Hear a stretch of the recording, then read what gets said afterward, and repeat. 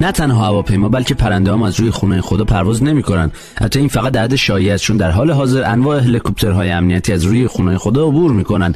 حالا چرا میگفتن هواپیما نمیتونه پرواز کنه؟ طبق یه سایت عربستانی کعبه مرکز زمینه، عاری از هر گونه خمیدگی و انحراف و انحناس و به طور طبیعی بیشترین تشعشعات مغناطیسی رو داره و گفتن اون بالا خلا ایجاد میشه و هیچ پرنده‌ای نمیتونه پرواز کنه. عجب.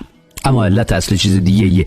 گویا مکه در منطقه کوهستانی قرار گرفته که امکان ساخت فرودگاه در این شهر وجود نداشت که هواپیما اصلا بخواد از رو سرش پرواز کنه. یه رشته کوه 60 کیلومتری که مکه دقیقاً کنارش قرار گرفته، اگه بخوادم فرودگاه بسازه از نظر اقتصادی چندان به صرفه نیست که بخواد در فاصله خیلی دور یه فرودگاه جدید بسازه. خب فرودگاه کینگ فهد هست دیگه، از تهران هم بزرگتره. کلا زائرات توی فرودگاه جده پیاده میشن تا مکه 1.5 ساعت با اتوبوس میان. دومین مسئله وجود خود مسجدالحرام و کعبه است. اصولا پرواز بر فراز برخی اماکن مذهبی و تاریخی ممنوعه، مثل خونه کعبه، چون ممکنه هواپیما سقوط کنه، آسیب جدی بزنه و همچنین سر و صدایی که هواپیما ایجاد میکنه برای زوار و مردم مکه با اون موقعیت و اقلیم مناسب نیست. ممکنه آرامش زائران رو به هم بریزه.